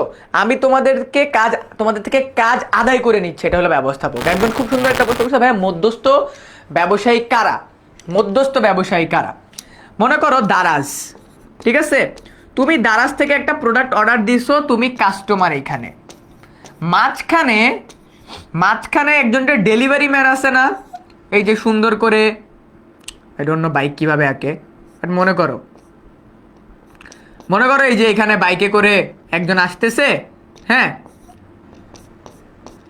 এই যে বাইকে করে একজন আসতেছে, এই লোকটাই হলো মধ্যস্থ ব্যবসায়ী। মধ্যস্থ ব্যবসায়ী কারণ কি? মনে করো তুমি দারাজ থেকে যখন প্রোডাক্টটা অর্ডার করছো, দারাজ এই যে মধ্যস্থ ব্যবসায়ী বা তোমার কুরিয়ার সার্ভিস এজেন্ট যা আছে তার কাছে প্রোডাক্টটা পাঠাবে, এই লোক তোমার কাছে তোমার কাছে প্রোডাক্ট পাঠাবে। প্রোডাক্ট ওর অর্ডার দিছে, ও মাঝখানে প্রোডাক্ট পৌঁছায় দেওয়ার জন্য টাকা কামাই নিছে এই লোক, এটাকে বলা হয় মধ্যস্থ ব্যবসায়ী। এটাকে কি বলা হয়? মধ্যস্থ ব্যবসায়ী। বুঝতে পারছো? ওকে, পরে কোশ্চেন। আমিন সাহেব একজন ব্যবস্থাপক, কোম্পানির ব্যবস্থাপনার দায়িত্ব পালন করেন। কোম্পানির ব্যবস্থাপনার দায়িত্ব পালন করেন বেতনভুক্ত কর্মকর্তা। ঠিক আছে, যাকে আমরা টাকা দিই। দেখো, শেয়ার হোল্ডাররা কিন্তু অফিসে এসে কাজ করে না। তারপর হলো জনগণ কিন্তু অফিসে এসে কাজ করে না। দাতা যে টাকা দেয় সে কিন্তু অফিসে এসে কাজ করে না। টাকা দেয় যাদেরকে বেতন দেওয়া হয় তারা অফিসে এসে কাজ করে। যাদেরকে বেতন দেওয়া হয় তারা অফিসে এসে কাজ করে। ভাইয়া বিলোপ সাধন কি? বিলোপ সাধন মানে হলো কোম্পানি বন্ধ হয়ে যাওয়া। বিলোপ সাধন মানে হলো কোম্পানি বন্ধ হয়ে যাওয়া। ওকে, কোম্পানি বন্ধ হয়ে যাওয়াকে বিলোপ সাধন বলা হয়। আধুনিক ব্যবস্থাপনার জনককে? এটা 3 স্টার, এটা আসবেই বাবারা, এটা আসবেই আসবেই আসবেই।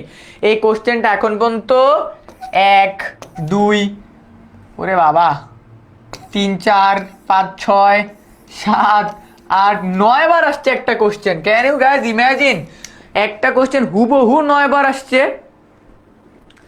ভাইয়া কুইজটা কবে হবে? আজকের ক্লাসের পর তোমাদের এসএসসি 26 সুপার স্টুডেন্টস গ্রুপে আমি একটা ভিডিও দিব। ওই ভিডিওর নিচে আমাদের কুইজ এক্সামের লিঙ্ক দেওয়া থাকবে, ওখানে তোমরা কুইজটা দিতে পারবা।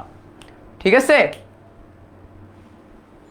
ওকে ভাইয়া, এখানে থাকলে প্রবলেম আছে না? কোনো প্রবলেম নেই ভাইয়া, তুমি থাকতে পারবা, কোনো প্রবলেম নেই। কিসের প্রবলেম আছে?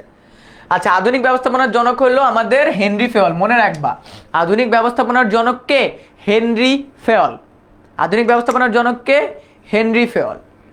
ওকে ভাইয়া, শেয়ার হোল্ডার কি? আচ্ছা, শেয়ার হোল্ডার মানে হলো, মনে করো তোমার কোম্পানিতে টোটাল 1 লাখ টাকা আছে। এই 1 লাখ টাকা তুমি জনগণের কাছ থেকে আবার নিতে চাও। এই জন্য তোমাকে একটা স্টেটমেন্ট বানাইতে হবে, যেটাকে বলা হয় ফাইন্যান্সিয়াল স্টেটমেন্ট, যে তোমার বড় হইলে চিনবা।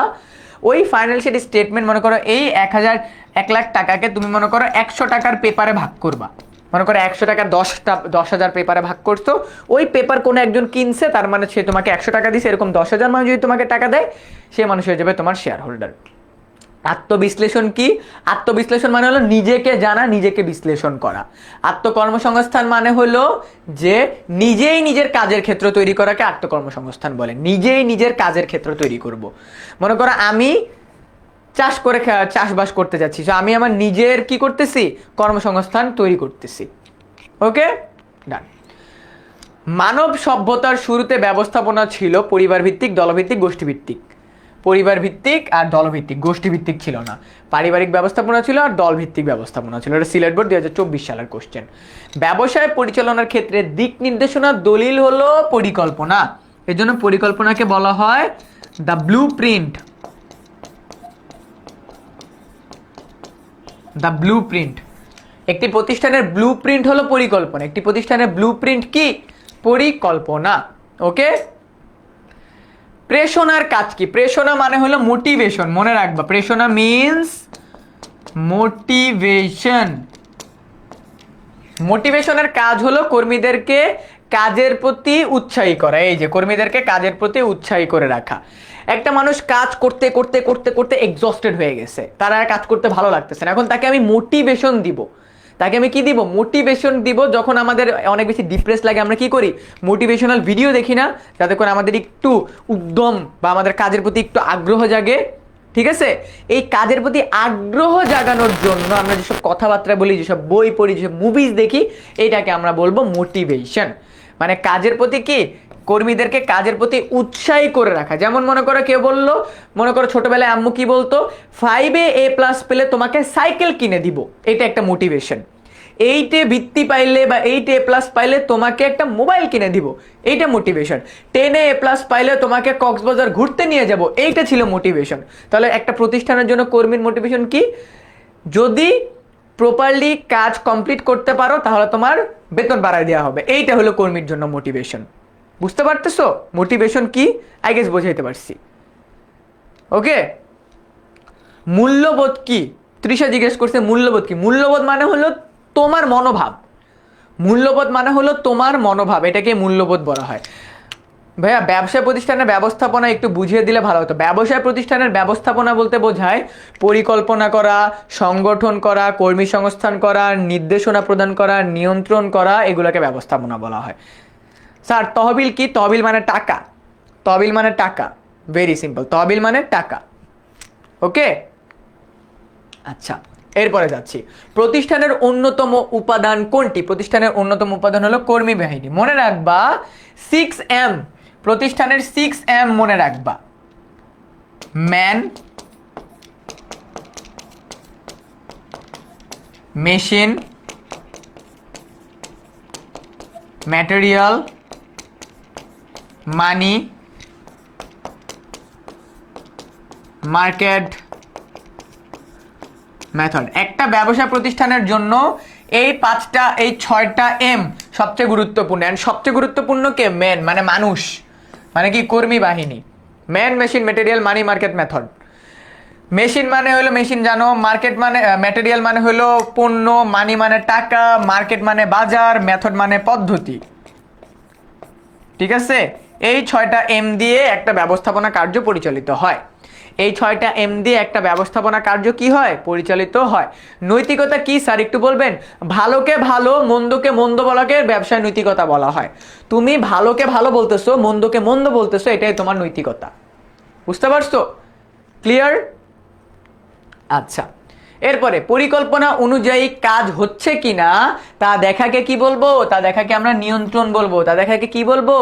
নিয়ন্ত্রণ বলবো। স্যার জেন্ডার সচেতনতা বলতে কি বোঝায়? ছেলেদের সাথে ছেলেদের মতো ব্যবহার, মেয়েদের সাথে তাদের প্রয়োজন মোতাবেক ব্যবহার করা। মানে মেয়েদের সাথেও হাই টোনে কথাবার্তা না বলা, ছেলেদের সাথে একদম বাচ্চাদের মতো করে কথা না বলা। যার সাথে যেভাবে কথা বলাটা সামঞ্জস্যপূর্ণ মনে হয় তার সাথে সেভাবে কথা বলাকে জেন্ডার সচেতনতা বলা হয়। ওকে, পরে কোশ্চেন, নির্দিষ্ট লক্ষ্য অর্জনে একটি কাজ সঠিক সময় ও যথাযথ পদ্ধতিতে সম্পন্ন হচ্ছে কিনা তা দেখা হয় নিয়ন্ত্রণের মাধ্যমে। মানে পরিকল্পনা মোতাবেক কাজ হচ্ছে কিনা এটা দেখতে পারি আমরা নিয়ন্ত্রণের মাধ্যমে। সংগঠিতকরণ কি? সংগঠিতকরণ মানে হলো পরিকল্পনা মাফিক কাজ করার জন্য যে উপায় উপকরণগুলো সংগ্রহ করা হয় তাকে সংগঠিতকরণ বলা হয়। তাকে কি বলা হয়? সংগঠিতকরণ বলা হয়। খুব সুন্দর একটা প্রশ্ন করছে, প্রমিতকরণ কি? খুব সুন্দর একটা প্রশ্ন করছে, প্রমিতকরণ কি? খেয়াল করো, এটা তোমাদের পরীক্ষায় আসবে। প্রমিতকরণ, একটা হলো প্রমিতকরণ আর একটা হলো পর্যায়িতকরণ। খেয়াল করো, একটা হলো প্রমিতকরণ, একটা হলো পর্যায়িতকরণ। আমি ওয়েট করতেছিলাম কোন একটা স্টুডেন্ট এই কোশ্চেনটা করুক। প্রমিতকরণ আর পর্যায়িতকরণ এর মধ্যে পার্থক্যটা কি? চলো তোমাদেরকে বোঝাই। আমি উদাহরণ দিই তোমাদেরকে। মনে করো এই যে কিছুদিন পর ফুটবল বিশ্বকাপ বা কোনো একটা বিশ্বকাপ খেলা আসবে, আমি স্যামসাং এর শোরুমে ঢুকলাম। কোথায় ঢুকলাম? স্যামসাং এর শোরুমে ঢুকে আমি বললাম কি, মনে করো ঢোকার পরে সেলসম্যান আমাকে জিজ্ঞাসা করবে যে স্যার আপনি কি কিনতে চাচ্ছেন? আমি বললাম আমি টিভি কিনতে চাচ্ছি। আমাকে সেলসম্যান বলল স্যার আপনার কি কোনো প্রেফারেন্স আছে? আমি বললাম কি, আমি এলসিডি, এলইডি, 3D, 4D এই মানের টিভি চাই। কিসের টিভি চাই? এমন মানের টিভি চাই। এই যে আমি যখন প্রোডাক্টের মান নিয়ে কথা বললাম, এইটাই হলো আমার প্রমিতকরণ। আমি কি প্রোডাক্টের মান নিয়ে কথা বলছি, এটা কেমন ধরনের প্রোডাক্ট, এটা হলো প্রমিতকরণ। এরপরে আমাকে যখন সেলসম্যান জিজ্ঞাসা করবে স্যার আপনি কত ইঞ্চির টিভি চান বা কোন রঙের টিভি চান, যখনই প্রোডাক্টের রং বা আকার আকৃতি নিয়ে কথা বলবে, কি নিয়ে কথা বলবে? আকার আকৃতি নিয়ে কথা বলবে, সেটাকে আমরা বলবো পর্যায়িতকরণ। এলসিডি, এলইডি, 3D এটা হলো মান নিয়ে কথা বলে। কি নিয়ে কথা বলে? প্রোডাক্টের মান নিয়ে কথা বলে। অন দ্য আদার হ্যান্ড পর্যায়িতকরণ মানে হলো আকার আকৃতি নিয়ে বা রং নিয়ে কথা বলা হয়। এবার তোমাদের জন্য একটা প্রশ্ন, আমাকে বলো তো 20 ক্যারেট গোল্ড, 20 ক্যারেট গোল্ড এইটা কিসের উদাহরণ? প্রমিতকরণ নাকি পর্যায়িতকরণ? আমাকে বলো তো 20 ক্যারেট গোল্ড এটা কিসের উদাহরণ? তোমাদের কাছে প্রশ্ন, 20 ক্যারেট গোল্ড এটা কিসের উদাহরণ? স্যার সামাজিক দায়বদ্ধতা কি? সমাজের প্রতি দায়বদ্ধ থাকাকে সামাজিক দায়বদ্ধতা বলে।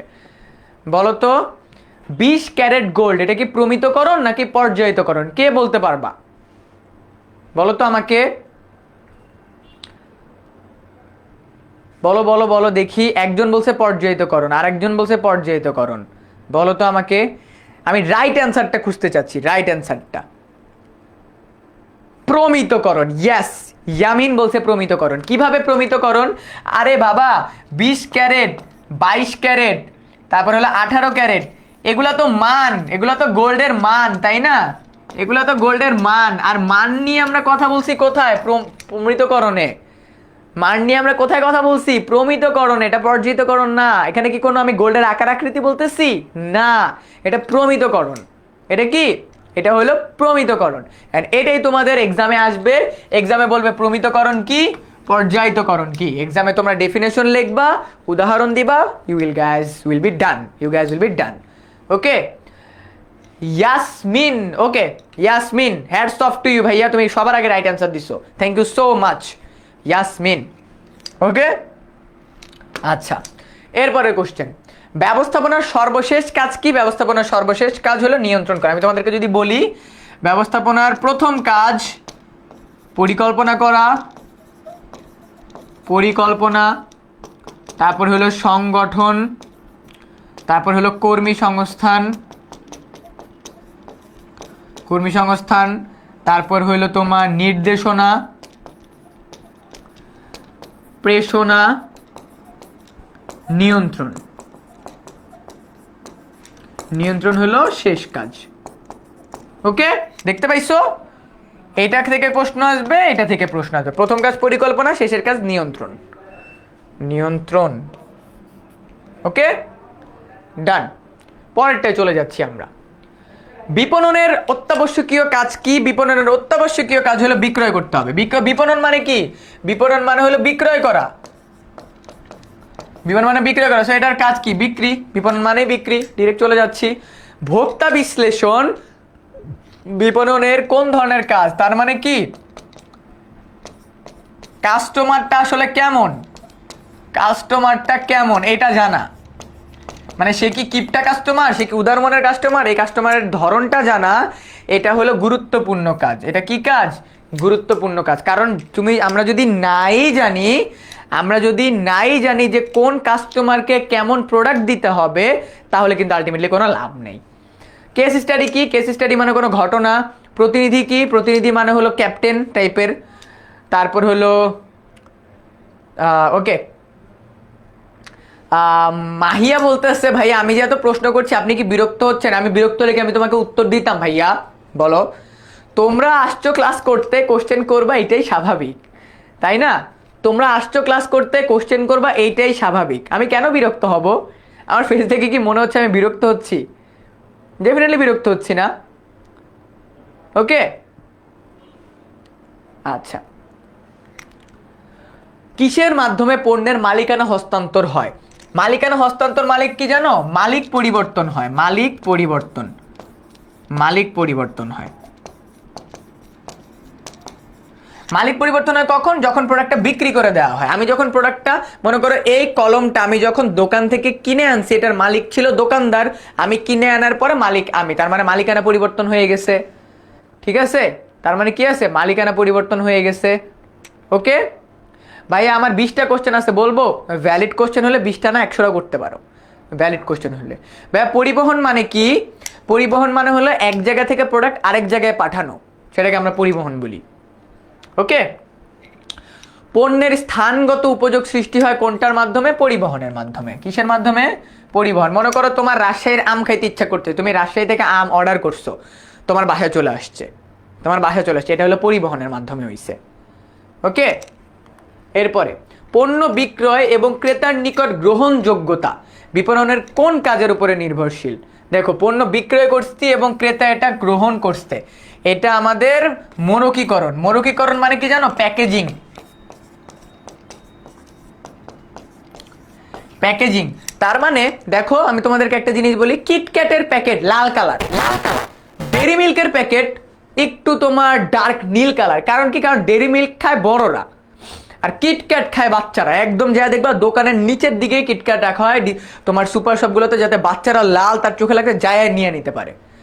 দেখবা যেই সব প্রোডাক্টের প্যাকেজিং অনেক সুন্দর করে করা হয়, কালারফুল রাখা হয়, ওগুলোর দিকে আমাদের চোখ বেশি পড়ে। এটা হলো আমাদের কি? প্যাকেজিং এর খেলা। এটাই কিসের খেলা?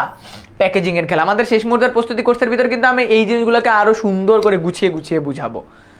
ওকে, আচ্ছা, নিচের কোনটির মাধ্যমে পণ্যের সময়গত উপযোগ সৃষ্টি হয়? এই যে গুদামজাতকরণ, গুদামজাতকরণের মাধ্যমে সময়গত উপযোগ সৃষ্টি হয়। তুমি এই যে আমাদের দেশে রমজান মাসে দেখো না, তেল, পেঁয়াজ, ঠিক আছে, এগুলোকে কি করে রাখে, গুদামজাত করে রাখে, পরে প্রাইস বাড়লে তারপর মার্কেটে ছাড়ে। ঠিক আছে ভাইয়া, গুদামজাতকরণ কি যে বলে দিলাম, স্টোর করে রাখা, যখন দাম বাড়বে তখন বাজারে ছাড়া। বিপণন মানে কি, বিপণন মানে হলো প্রোডাক্ট বিক্রি করা। বন্টন প্রণালী মানে কি, বন্টন প্রণালী মানে হলো কিভাবে কাস্টমারের কাছে আমি পৌঁছায় দিব, কিভাবে কাস্টমারের কাছে পৌঁছায় দিব। ঠিক আছে,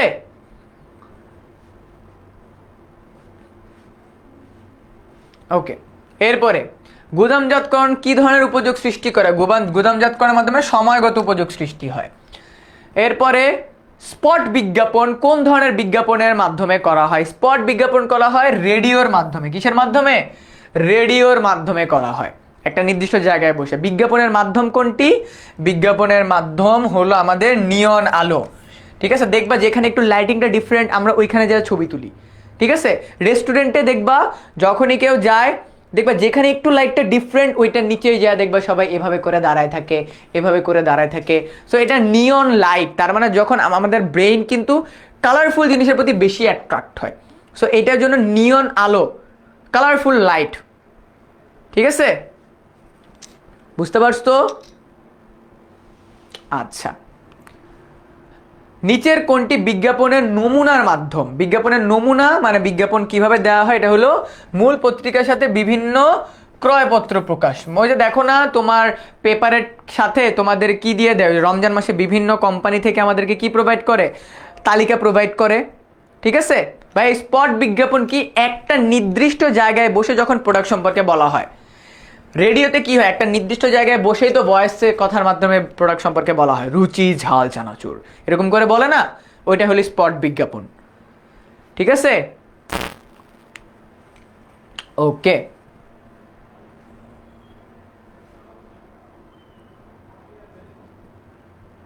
বুঝতে পারছো ভাইয়া, বিজ্ঞাপন কি, বিজ্ঞাপন মানে হলো তুমি যত ধরনের অ্যাডভার্টাইজমেন্ট দেখো ফেসবুকে, ইউটিউবে, যত ধরনের বিজ্ঞাপন দেখো ওইটাই হলো ওইটাই হলো তোমার বিজ্ঞাপন। বুঝতে পারছো? 70-71 বুঝো নাই? 70 নাম্বারটা কি বলছে, নিয়ন আলো বিজ্ঞাপনের মাধ্যম। দেখবা সচরাচর সেই জায়গায় তোমার বিলবোর্ড টাঙানো হয় যেখানে লাইটিং অনেক সুন্দর করা। দেখো জিঙ্গেল বা জঙ্গলের মাধ্যমে বা কৃষির এখানে বা বাণিজ্য মেলায় লাইটিং এর থেকেও বেশি দেখবা তোমার এমন এমন জায়গায় লাইটিং করা হয় যেখানে মানুষের চোখ ওইখানে যায় ডাইরেক্ট পড়বে। নিয়ন আলো মানে একটু ডিফারেন্ট আলো যেখানে আছে। কি কোশ্চেন করতেছো গাজী? বিলম্বিত বিজ্ঞাপন কি? আরে বাবা এটা অ্যাকাউন্টিং ক্লাস না রে বাবা। ওকে, 71 নম্বর কোশ্চেন বলছে কি, এই যে মূল পত্রিকার ভেতরে, পেপারের ভিতরে মাঝে মাঝে অ্যাডভার্টাইজমেন্ট লিফলেট দিয়ে দেওয়া হয় না, এখানে এটাই বলছে। ঠিক আছে, পেপারের ভিতরে মাঝে মাঝে লিফলেট দিয়ে দেওয়া হয়, এখানে এটাই বলছে। বুঝতে পারছো? ডান, ওকে। তো আজকের ক্লাসে 67 নাম্বারটা বুঝো নাই, কি বলছে 67 নাম্বারটা, কোনটির মাধ্যমে পণ্যের সময়গত উপযোগ সৃষ্টি করা হয়। সময়, দেখো আমাদের দেশে তেল, পেঁয়াজ অনেক দিন ধরে স্টোর রুমে রেখে দেওয়া হয়, যখন দাম বাড়ে তখন বাজারে আনা হয় যাতে দাম বেড়ে যায়, যাতে মুনাফা করা হয়। এটাকেই বলা হয় গুদামজাতকরণ। এটাকে বলা হয় কি ভাইয়া, গুদামজাতকরণ। ওকে, সো এই ছিল আমাদের আজকের ক্লাস। আমাদের আজকের ক্লাসের এই স্লাইডগুলো তুমি যদি পেতে চাও তাহলে তোমাকে আমাদের অ্যাপের ভিতরে গিয়ে, আমাদের টেম স্কুলের অ্যাপ বা ওয়েবসাইটে গিয়ে 10ম শ্রেণীর টেস্ট পরীক্ষার প্রস্তুতি ওয়ান শট ফ্রি ক্লাস এই কোর্সে জয়েন করে ফেলতে হবে। এবং আজকের ক্লাসের পরে SSC 26 সুপার স্টুডেন্টস এই গ্রুপটার ভিতরে আমি একটা ভিডিও পোস্ট করব, ভিডিওর নিচে তোমাদের এক্সামের এই কুইজের লিংক দেওয়া থাকবে, সেখানে তোমরা এক্সাম নিয়ে নিতে পারবা, এক্সাম দিয়ে দিতে পারবা। এরপরে কি যত ধরনের টিপস অ্যান্ড ট্রিক্স, হ্যাকসের যত ভিডিও প্রয়োজন সেখানে তোমরা পেয়ে যাবা। বুঝতে পারছো? ঠিক আছে, আয়শারিবা ভাইয়া আমি কিন্তু ছিলাম ভাইয়া, hats off to you, hats off to you. Okay, so এবার আমাকে একটু কমেন্টে জানাও আজকের ক্লাসটা তোমাদের সবার কেমন লাগলো এবং কারা কারা আমাদের শেষ মুহূর্তের প্রস্তুতি কোর্সে জয়েন করতেছো। সবাই আমাকে একটু জানাই দাও তো, বলো তো আমাকে।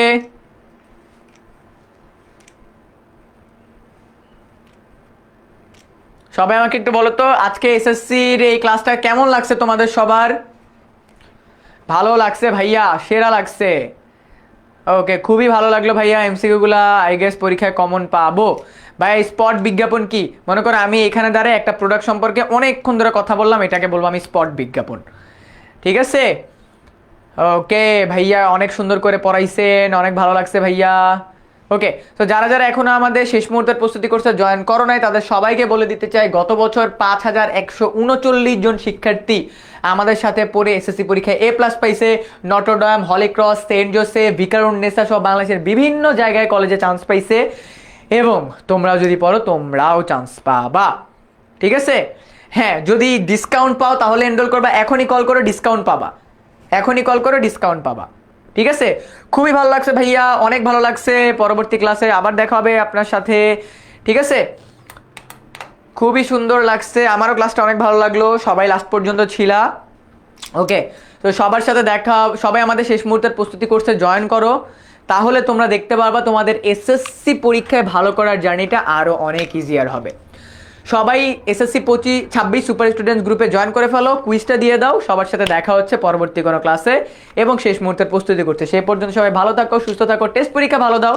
সবার সাথে দেখা হচ্ছে ক্লাসে। শুভরাত্রি, আসসালামু আলাইকুম।